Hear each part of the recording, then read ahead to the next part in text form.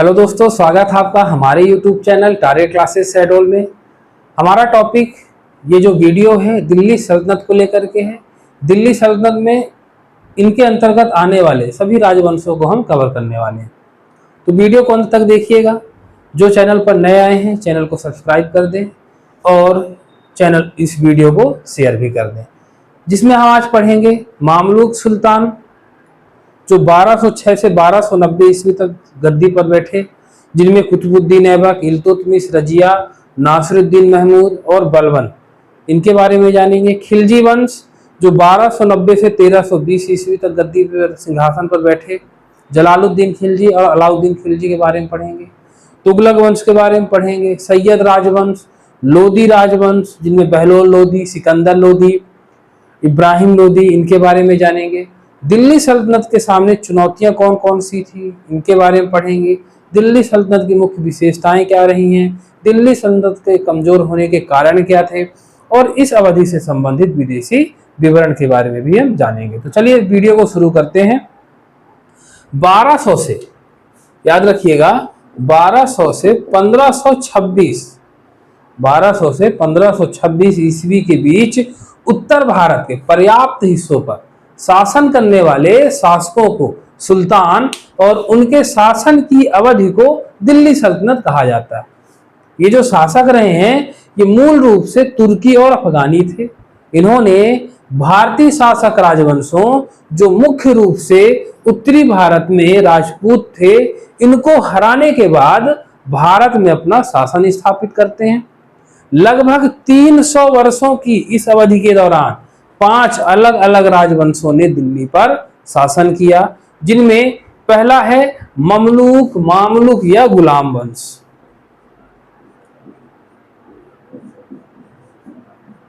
गुलाम वंश, तो ये ममलूक और मामलुक ये जो लोकप्रिय रूप से गुलाम राजवंश के नाम से इन्हें जाना जाता है। इनका जो शासन काल है वो 1206 से 1290 ईस्वी तक रहा है। इन्होंने सिंहासन संभाला 1206 से 1290 ईस्वी तक। वही दूसरा आता है खिलजी, और खिलजियों ने 1290 से, याद रखिएगा, खिलजी वंश ये 1290 में सिंहासन संभालते हैं और 1320 ईस्वी तक ये गद्दी पर बैठे रहे हैं। तीसरा है तुगलक वंश, खिलजियों के बाद में तुगलकों ने गद्दी संभाली, सिंहासन संभाला, और तुगलकों का जो समय काल था वो 1320 से लेकर के 1412 ईस्वी तक रहा है। तुगलक वंश के बाद में आते हैं सैयद वंश। सैयद वंश और सैयद वंश का जो समय अवधि है वो 1412 से 1451 ईस्वी तक था। फिर सैयद के बाद आते हैं लोदी वंश, जिसमें बहलोल लोदी वंश की नींव रखता है, स्थापना करता है, और इनका जो समय काल था वो 1451 से 1526 ईस्वी तक था। याद रखिएगा, ये डेट जो है आपको बहुत अच्छे से पढ़ना है और उसको याद रखना है। तो इस तरीके से दिल्ली सल्तनत में जिन राजवंशों का प्रभुत्व हुआ उनमें गुलाम वंश से लेकर के लोदी वंश तक रहे हैं, और इन सभी राजवंश को सामूहिक रूप से दिल्ली सल्तनत के रूप में जाना जाता है। ठीक है, तो 5 राजवंशों का जो है यहाँ पर राज्य रहा है, कब से लेकर के 1200 से 1526 ईस्वी तक। अब हम बात करेंगे कि दिल्ली के सुल्तानों में लोदी वंश का जो इब्राहिम लोदी था वो अंतिम सुल्तान था। 1526 ईस्वी में बाबर के नेतृत्व में मुगलों ने इसे हराया, जिन्होंने भारत में मुगल साम्राज्य की स्थापना की थी। तो दिल्ली सल्तनत में मुगल साम्राज्य नहीं आता, मुगल साम्राज्य अलग है। अब हम बात करेंगे पहला ममलूक, मामलूक या गुलाम वंश की। तो 1206 से लेकर के 1290 ईस्वी तक ये सिंहासन संभालते हैं। 1206 ईस्वी में मोहम्मद गौरी की मृत्यु के बाद इनकी भारतीय संपत्ति का नियंत्रण इनके गुलाम जनरल कुतुबुद्दीन ऐबक को सौंप दिया गया था। कुतुबुद्दीन ऐबक के साथ मामलूक सुल्तानों या गुलाम वंश की अवधि शुरू होती है। मामलूक एक अरबी शब्द है, याद रखिएगा, जिसका अर्थ है स्वामित्व। ये गुलाम थे, तो ये खुद को गुलाम जो है नहीं सबके सामने पेश करना चाहते थे। इनका था कि हम सबके क्या है, स्वामी हैं। इन्होंने अपने वंश का नाम मामलुक रखा, जिसका अर्थ स्वामित्व होता है। इसका उपयोग सैन्य सेवा के लिए आयातित तुर्की दासों को घरेलू श्रम या कारीगर के रूप में उपयोग किए जाने वाले निचले दासों से अलग करने के लिए किया गया था, जिनमें पहला आता है कुतुबुद्दीन ऐबक। कुतुबुद्दीन ऐबक 1206 से लेकर के 1210 ईस्वी तक गद्दी पर बैठा। कुतुबुद्दीन ऐबक एक तुर्की गुलाम था जो मोहम्मद गौरी की सेना में उच्च पद पर पहुंचा था। ये उत्तरी भारत का पहला स्वतंत्र मुस्लिम शासक था जो दिल्ली सल्तनत के संस्थापक के रूप में जाना जाता है। गजनी के शासक ताजुद्दीन यालदौज ने दिल्ली पर शासन करने का अपना दावा किया, जिसने यालदौज को हराया और गजनी पर कब्जा कर लिया। ऐबक को राजपूतों और अन्य भारतीय प्रमुखों के कई विद्रोहों का सामना करना पड़ा। मुल्तान और उच्छ के गवर्नर नसीरुद्दीन कवाचा ने स्वतंत्रता की आकांक्षा की। ऐबक सुलह के उपायों के साथ साथ शक्ति के प्रदर्शन से अपने दुश्मनों पर जीत हासिल करने में सक्षम था। जयचंद के उत्तराधिकारी हरिश्चंद्र ने बदायूं और फर्रुखाबाद से तुर्कों को खदेड़ दिया था। ऐबक ने बदायूं और फर्रुखाबाद क्षेत्रों पर फिर से विजय प्राप्त की। कुतुबुद्दीन ऐबक बहादुर, वफादार और उदार था। उसकी उदारता के कारण इसे लाख बख्श के नाम से जाना जाता है। याद रखिएगा, इसे लाख बख्श के नाम से भी जाना जाता है। कुतुबुद्दीन विद्वान भी था। इसने भारत में मुस्लिम शासन का वास्तविक संस्थापक माना जाता है। तो कई विद्वानों के अनुसार कुतुबुद्दीन ऐबक को क्या माना जाता है, वास्तविक संस्थापक मुस्लिम शासन का माना जाता है। 1210 ईस्वी में ऐबक की चौगान अर्थात पोलो खेलते समय घोड़े से गिरने से लगी चोटों के कारण इसकी मृत्यु हो जाती है। ऐबक की मृत्यु के बाद कुछ अमीरों ने उसके बेटे आराम शाह को लाहौर में सिंहासन पर बिठाया, लेकिन आराम शाह असमर्थ शासक था और तुर्की अमीरों ने उसका विरोध किया। दिल्ली के तुर्की प्रमुखों ने बदायूं के गवर्नर मतलब कुतुबुद्दीन ऐबक के दामाद इल्तुतमिश को दिल्ली आने के लिए आमंत्रित किया। आराम शाह लाहौर से दिल्ली तक सेना के प्रमुख के रूप में इल्तुतमिश के खिलाफ आगे बढ़ा, लेकिन इल्तुतमिश ने इसे हरा दिया और शमसुद्दीन के नाम से सुल्तान बन गया। अब हम बात करेंगे कुतुबुद्दीन ऐबक के बाद दूसरा जो सुल्तान है वो है इल्तुतमिश।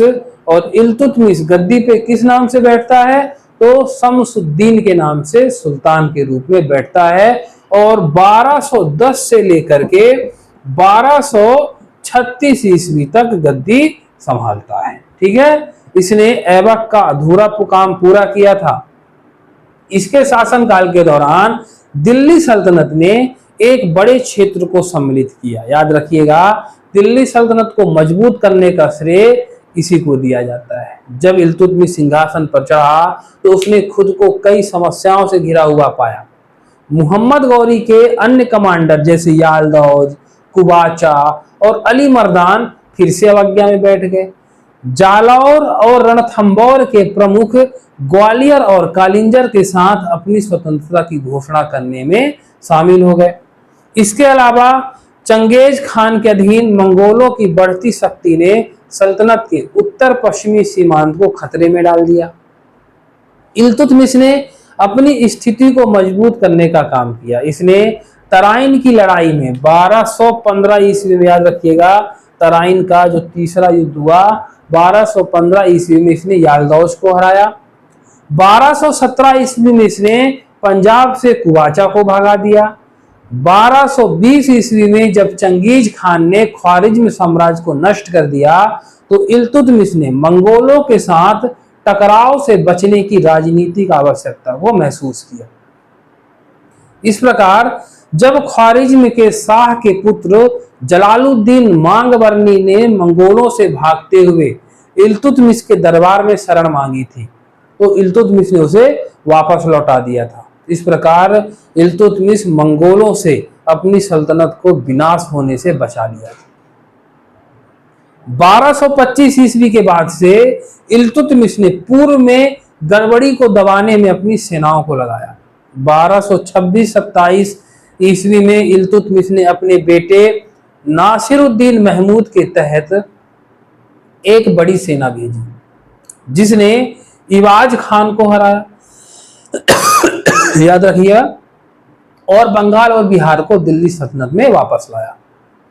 इसी तरह राजपूत प्रमुखों के खिलाफ भी अभियान चलाया। रणथंभौर पर 1226 ईस्वी में कब्जा कर लिया और 1231 ईस्वी तक इल्तुतमिश ने मंडोर, जालौर, बयाना और ग्वालियर पर अपना अधिकार स्थापित कर लिया। इल्तुतमिश ने प्रभावी रूप से दिल्ली के उद्दंड अमीरों को दबा दिया। इसने दिल्ली सल्तनत को गजनी, घोर और मध्य एशियाई राजनीति से अलग कर दिया। इल्तुतमिश ने वैधता हासिल करने के लिए बगदाद के अब्बासिद खलीफा से 1229 ईस्वी में अधिष्ठान पत्र भी प्राप्त किया। वह एक दूरदर्शी शासक था और इसने 40 का समूह अर्थात तुर्कन ए चहलगानी की स्थापना की थी। ये तुर्की अमीर रईस थे जिन्होंने सल्तनत को प्रशासित करने में सुल्तान को सलाह दी और मदद की। इल्तुतमिश की मृत्यु के बाद इस समूह ने अपने हाथों में महान शक्ति ग्रहण की। कुछ वर्षों तक उसने एक के बाद एक सुल्तानों के चयन पर फैसला किया। समूह को अंततः बलबन द्वारा समाप्त कर दिया गया था।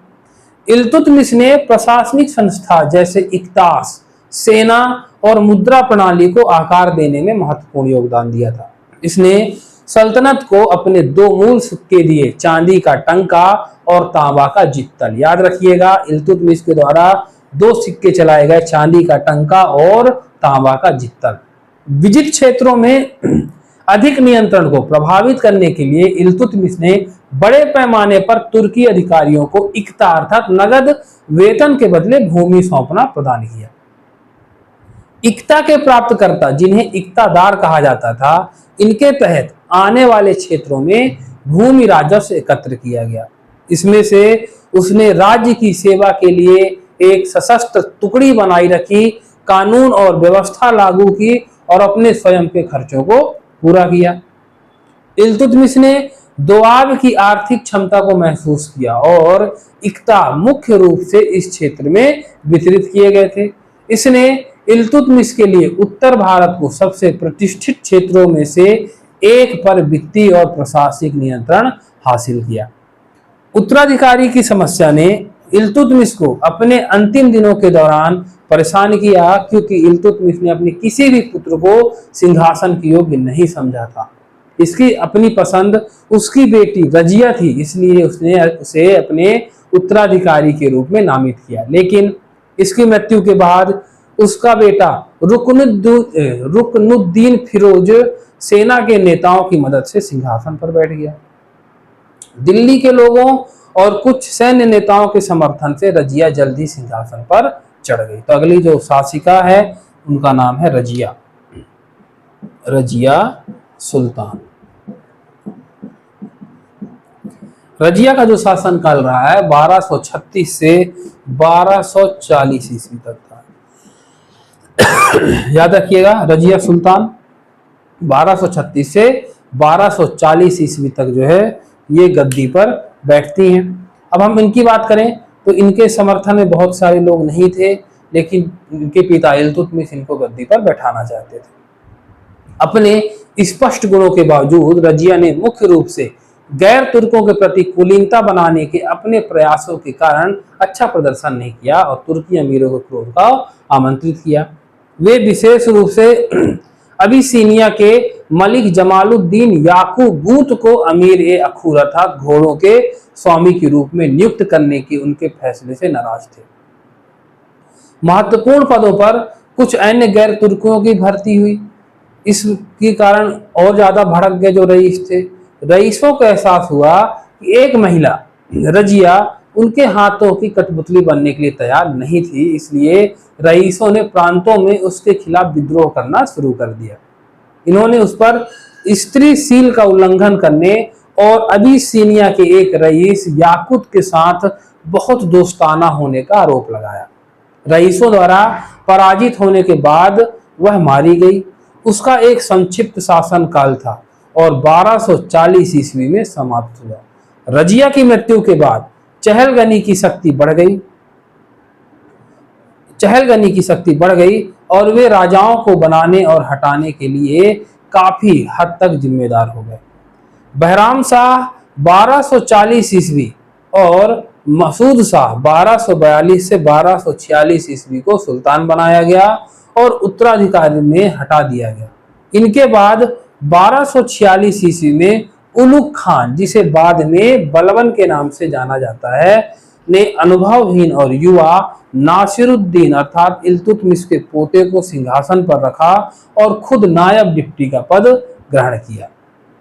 तो अगला जो शासक है उसका नाम है नासिरुद्दीन महमूद। नासिरुद्दीन महमूद का जो शासन काल था वो 1246 से 1266 ईस्वी तक था। याद रखिएगा, इनके पहले बहराम शाह 1240 से 42 गद्दी पर बैठा, फिर मसूद शाह 1242 से 46 बैठा और 1246 से 66 तक नासिरुद्दीन महमूद गद्दी में बैठता है। सुल्तान और तुर्की प्रमुख चहलगानी के बीच सत्ता के लिए संघर्ष जो रजिया के शासनकाल के दौरान शुरू हुआ था वो जारी रहा। अपनी स्थिति को और मजबूत करने के लिए बलबन ने अपनी बेटी की शादी नासिरुद्दीन से की। सुल्तान नासिरुद्दीन महमूद की मृत्यु 1265 ईस्वी में हुई थी। इब्न बतूता और ईसामी के अनुसार बलबन ने अपने मालिक नासिरुद्दीन को जहर दिया और सिंहासन पर बैठ गया था। अगला शासक उलुग खान, जिसे इतिहास बलबन के नाम से जानते हैं। बलबन 1266 ईस्वी में सिंहासन संभालता है और 1287 ईस्वी तक वो गद्दी पर बैठा रहा। याद रखिएगा कि इतिहास में बलबन के नाम से जाना जाने वाला उलुग खान 1266 ईस्वी में सिंहासन पर चढ़ा। जब बलबन सुल्तान बना तो उसकी स्थिति सुरक्षित नहीं थी। कई तुर्की प्रमुख उसके विरोधी थे, मंगोल सल्तनत पर हमला करने के अवसर की प्रतीक्षा कर रहे थे। दूर के प्रांतों के गवर्नर भी स्वतंत्र शासक बनने की कोशिश कर रहे थे। भारतीय शासक भी छोटे छोटे अवसर पर विद्रोह करने के लिए तैयार थे। दिल्ली के आसपास और दोआब क्षेत्र में कानून व्यवस्था की स्थिति खराब हो गई थी। गंगा यमुना दोआब और अवध में सड़कें लुटेरों और डकैतों से त्रस्त थी, जिसकी वजह से पूर्वी इलाकों में संपर्क मुश्किल हो गया था। कुछ राजपूत जमींदारों ने इस क्षेत्र में किले स्थापित किए थे और सरकार की अवहेलना की थी। मेवाती इतने साहसी हो गए थे कि दिल्ली के बाहरी इलाके तक लोगों को लूट रहे थे। इन तत्वों से निपटने के लिए बलबन ने सख्त नीति अपनाई। मेवात में कई लोग मारे गए। बदायूं के आसपास के क्षेत्र में राजपूत गढ़ों को नष्ट कर दिया गया। बलबन ने निरंकुश तरीके से शासन किया और सुल्तान के पद को ऊपर उठाने के लिए कड़ी मेहनत की। उसने किसी भी अमीर को अधिक ग्रहण करने की अनुमति नहीं दी। उसके शासनकाल का एक नया सिद्धांत भी पेश किया और सुल्तान और अमीर के बीच संबंधों को फिर से परिभाषित किया। इतिहासकार बन्नी के अनुसार, जो खुद तुर्की रईसों के एक महान समर्थक थे, वो कहते हैं कि बलबन ने टिप्पणी की कि जब भी मैं एक निम्न जन्म के नीच आदमी को देखता हूं तो मेरी आंखें जल जाती हैं और मैं अपनी तलवार मतलब उसे मारने के लिए गुस्से में पहुंच जाता हूं। हम नहीं जानते कि बलबन ने वास्तव में ये शब्द कहे थे या नहीं, लेकिन गैर तुर्कों के प्रति उनका रवैया अवमानना का था। बलबन किसी के साथ सत्ता साझा करने के लिए तैयार नहीं था, यहां तक कि अपने परिवार के साथ भी नहीं। चहलगानी की शक्ति को तोड़ने के लिए वो दृढ़ था। खुद को अच्छी तरह से सूचित रखने के लिए बलबन ने हर विभाग में जासूसों को नियुक्त किया था। इसने आंतरिक अशांति से निपटने के लिए और मंगोलों को पीछे हटाने के लिए एक मजबूत केंद्रीकृत सेना का भी आयोजन किया था। इसने पंजाब में खुद को मजबूत बनाया था और दिल्ली सल्तनत के लिए एक गंभीर खतरा पैदा किया था। बलबन ने विस्तार के बजाय समेकन की नीति अपनाई। उसने सैन्य विभाग दीवान अर्ज को फिर से संगठित किया और विद्रोह को रोकने के लिए देश के विभिन्न हिस्सों में सेना तैनात की। मेवात, दोआब, अवध और कटिहार में उपद्रव को बेरहमी से दबाया गया। बलबन ने पूर्वी राजपूताना में अजमेर और नागौर पर भी नियंत्रण स्थापित किया, लेकिन रणथंभौर और ग्वालियर पर कब्जा करने के लिए उसका जो प्रयास था वो विफल हो गया। 1279 ईस्वी में मंगोल खतरों और सुल्तान के बुढ़ापे को प्रोत्साहित होकर बंगाल के गवर्नर तुगलक बेग ने विद्रोह किया, सुल्तान की उपाधि ग्रहण की और अपने नाम पर खुतबा पढ़ा। बलबन ने बंगाल में अपनी सेना भेजी और तुगलक को मार डाला। इसके बाद उसके बेटे बुघरा खान को बंगाल के राज्यपाल के रूप में नियुक्त किया। बुघरा खान कौन? जो तुगलक बेग था, तुगलक बेग का बेटा बुघरा खान को बंगाल का राज्यपाल नियुक्त कर दिया।